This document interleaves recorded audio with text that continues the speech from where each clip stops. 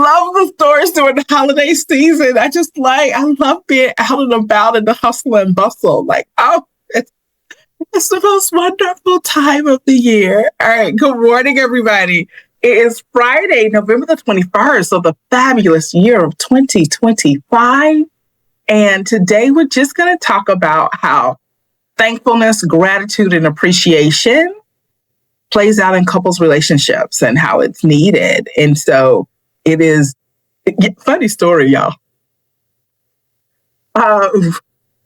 Appreciation is the thing that like almost broke me in therapy one time.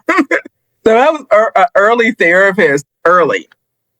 I had a couple and I was arguing with the wife over whether she should show appreciation to her husband or not. And it just, I was like, I did not go to grad school for blood, sweat, and tears to argue with somebody over whether appreciation is needed. Like, why is that not everyday common knowledge? Like, I didn't need a master's degree for that. And so I remember like crying to my mentor, like, this can't be the work. This can't be the work. It is. It is. My mentor did say that they probably needed individual therapy and not couples therapy first. But I have learned that this is the work. And so there have been so many conversations over the years about, I think like a chief complaint is people don't feel appreciated in their relationship for what they do, for what they bring to it. And so that's the conversation I'd love to have today. What are you guys seeing? What tips can you add to help couples out? I love that with the loadedness of Thanksgiving and all of the things, the thread that this is a season of gratitude and appreciation, I do appreciate that. And so I'd love to just focus on that today. All right. So Mary Hannah, you're shaking your head. Yeah. All right. So we're going to start with you. Yes, I totally agree. I feel like appreciation is such like a small but like huge and underutilized way to instantly improve your relationship. Like I say instantly, like it definitely takes time to cultivate the habit and then to actually retrain your brain. But that's what you're doing. You have to train your brain to see the good things about your partner. Like the more that you see the bad things about like your partner, like the more like that's what your brain's going to notice. That's what you are training it to do. And you can do the opposite. You can train your brain to see the good things in your partner. A really small example, right? But it's really stuck with me is back when my husband and I were dating. He like did something for me and then afterwards he was like, oh, like I didn't get a thank you for that. And I was like, oh, but you like do that for me all the time. And he said like, yeah, but it's still nice to hear. And that's just it, right? Is like, yeah. It's easy to say like, well, my partner should do those things. That's the bare minimum. But like, actually, it takes everyone work to do things every day. Like it always takes effort to wake up and make breakfast and go to work and do the work. Like that's a choice every single day. And the more that we can show our partner that we see that of them, like I think the more like your connection's going to deepen because you're like, wow, my person sees me. Yeah. Oh, that's so much. Okay, Jessica Renard, because you shook your head in a amen type of fashion. Yes. Yes, very much. Well, and I think the biggest thing, because like I was talking to one of my clients about boundaries, and she's like, well, I really need to re-emphasize the boundaries. And I was like, don't smack his nose and like punish when the fear is driving the conversation. Like you get more with praise than you do with punishment. Yeah. And so it's like, thank you so much for like, I have felt really good in this marriage. I felt really good for the last few weeks.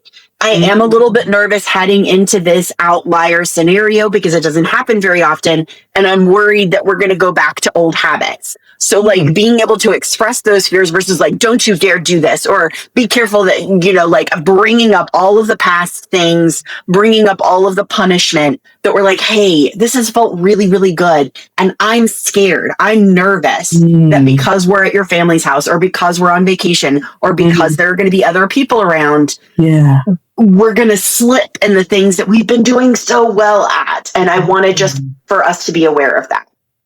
Oh, yeah. Oh, that's so good. Okay, Amanda. Yeah, yes to everything that Jessica and Mary Hannah have said. And what's like weighing on my mind right now is, you know, for our parents and like couples who have a lot of demands on their time, like it can be really hard to show appreciation. Like for all of us, but I think especially those with kids in the home, like it's like everything is hard. Everything's a job. Like it can, but appreciation goes really far. And I'm thinking I have these little like cards that I use with my clients a lot. And there's one that says like, trying to find it. Once you start treating life like it's a blessing, it'll start feeling like one.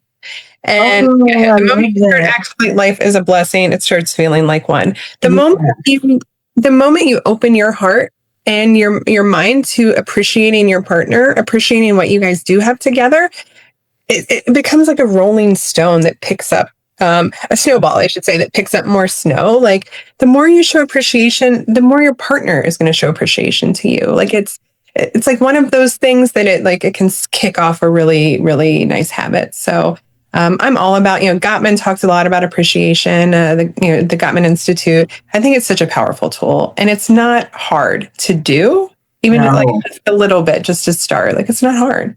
It's great. How about that? Great. God, that threw me off. Hold on. I had such a wonderful thought. It was brilliant. I can back too, like off of the Gottman Institute, because I think that something that people don't reflect on when it comes to appreciation is that it is vulnerable to give it. Like it's vulnerable to express appreciation, because like Gottman talks about like diving in deeper into why you notice the things that you do about your partner. So it's like you notice something, you appreciate it. Okay, go one step further. What made you specifically appreciate that specific thing about your partner?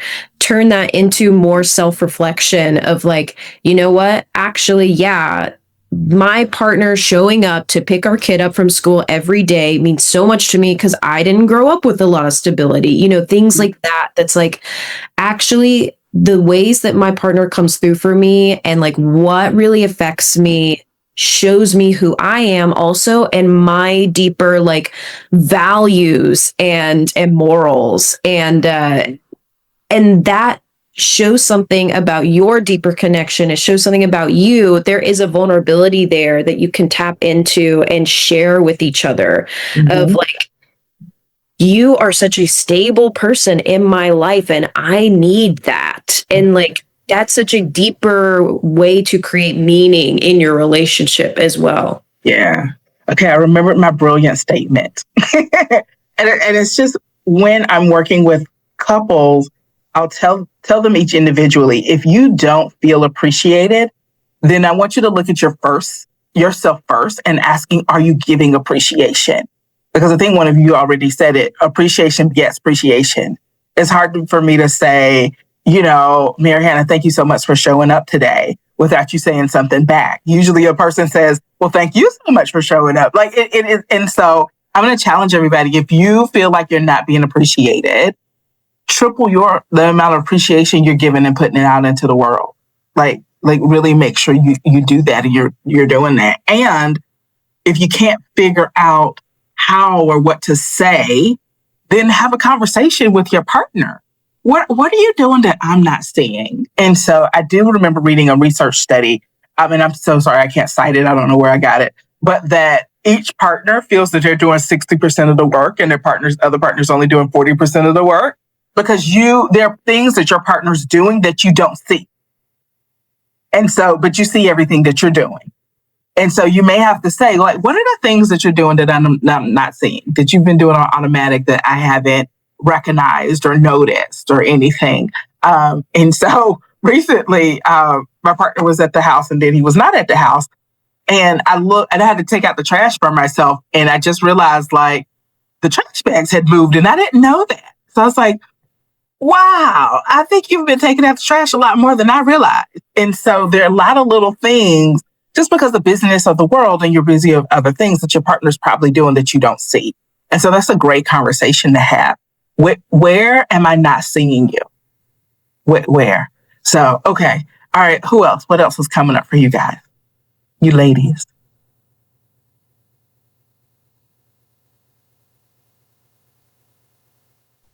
I think another great thing to share with the folks watching is not everybody likes appreciation in the same way. So some people, kind of like you were, for you, like your partner, Natalie, like taking out the trash. Maybe for some people, acts of service are really important. And they want to, like, we can show appreciation for our partners in different ways. So make sure you are showing while showing appreciation. I mean, anything is better than nothing, but try to hone in on the way that your partner likes to receive that appreciation. Is it acts of service? Is it a hug and a kiss and thank you for always being there for me? Yeah. Just how you can make sure you're meeting your partner's needs and not just like your needs. I mean, it feels good to show gratitude and appreciation.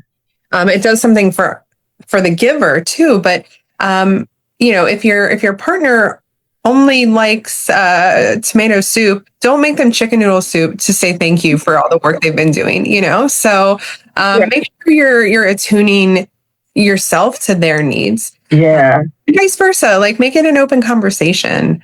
Right. Something I've been married a long time, but I'm thinking of something early in my marriage where each of my spouse and I were doing something that we liked for each other. And like, we just felt like we were missing the mark every single time. Like, I don't like video games. Don't like take me to an arcade, So, right.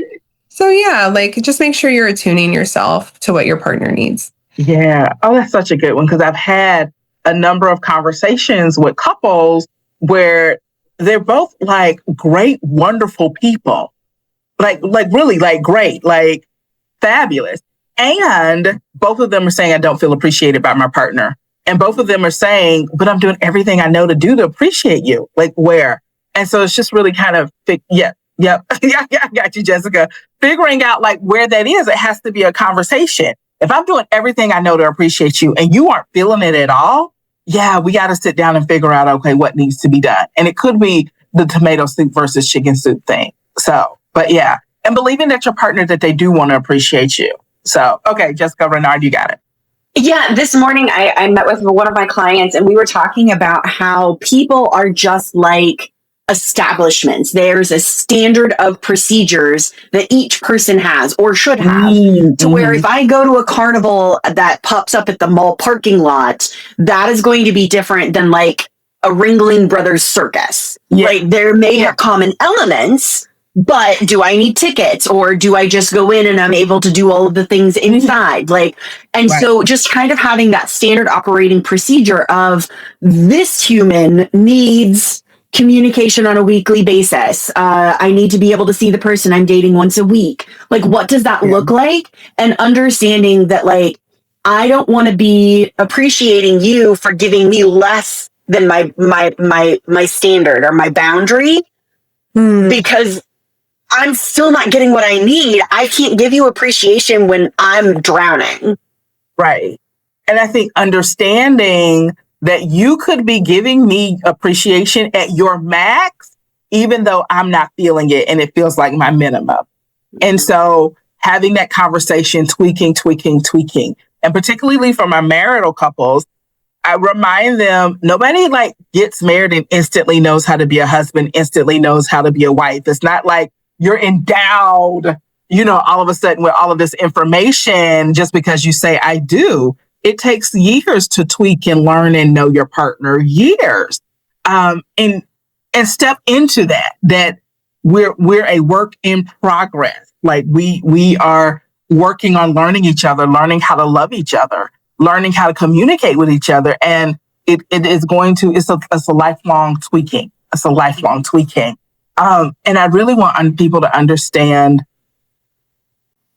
that because I've heard that so many times, especially like that's the bare minimum. You shouldn't have to be grateful for that. It might be the bare minimum to you. It may be huge for them. And I think I've kind of said that already. I just kind of want to reiterate that again, that however you're doing bare minimum, it could be huge. It could be so huge for them. And it just, life occurs differently for people. So, okay. What else? Mary Hannah, has something coming up for you? Yeah, I was just thinking about just also too the way that expressing appreciation and gratitude for your partner just like spreads outward so much in your relationship. Because another thing too that I work with my couples a lot is assuming the best of each other. Oh, and yeah. like working on your gratitude towards each other is a huge way to build towards that, right? Because like you're noticing the better things, and then through that, I wouldn't be surprised, and I've heard it a lot from my clients, that you respect your partner more. The more you notice about them, and the more you respect them, the more that you respect their judgment, their decision making. Like the more that when something happens that catches you off guard, you can finally take a moment and say, like, okay, maybe this doesn't look great, but what else could be going on? Or let me just ask something before I react. Like that, the ability to assume the best of your partner, or just give yourself a moment before you react to clarify, to ask, to get reassurance. That is something I work with couples on constantly, because that moment is a huge decider on how the next part of the conversation or the day or the week is going to go. Yeah. I mean, it's such a simple concept, right? Just start a conversation with appreciation, or with, I know you love me. I appreciate that we've been in a relationship with each other this long. And I'm really so confused about what just happened. And that goes down so much better. It's like a spoonful of sugar makes the medicine go down,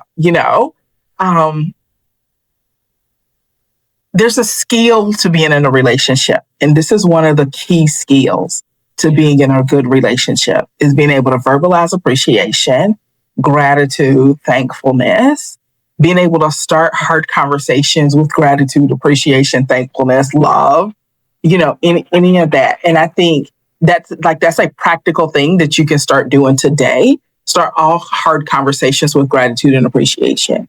All hard conversations with, okay, I know you love me and I love you. Okay, I know we want the best for each other. I know we're both trying our best. Or I know we've both had a really hard week. Yeah. Like even that, just starting with like a nice statement, I know we've had a really hard week. I know work is kicking your butt right now, and you still manage to take the kids to school every morning. Yeah. And I don't understand how you left my kid at school. I didn't understand how you forgot our whole child. And this is an extreme situation, but it has happened. It has happened. It's extreme, but it has happened.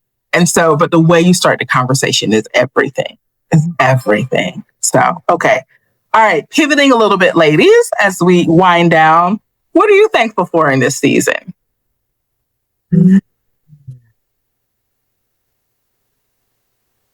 Jessica Renard? I'm thankful for my found family, my chosen family, and their support and their checking in.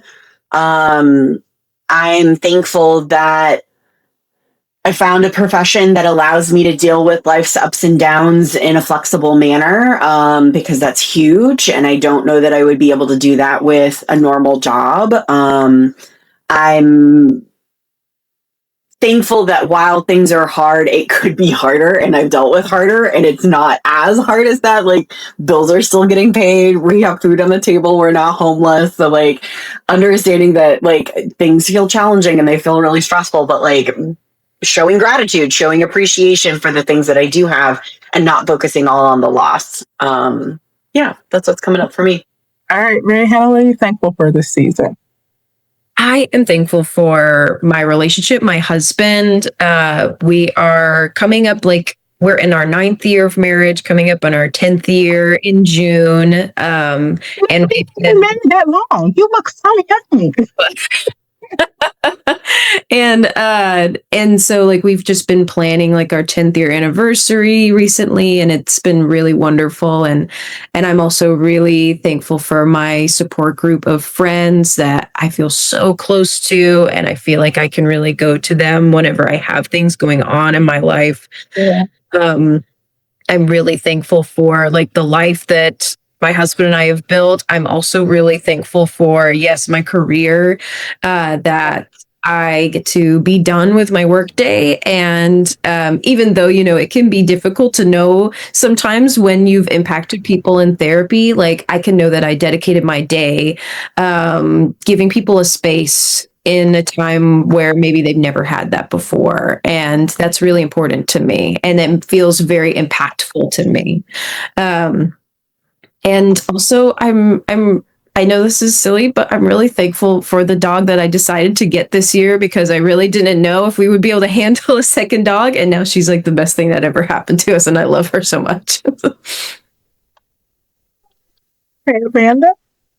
What am I thankful for this time of year?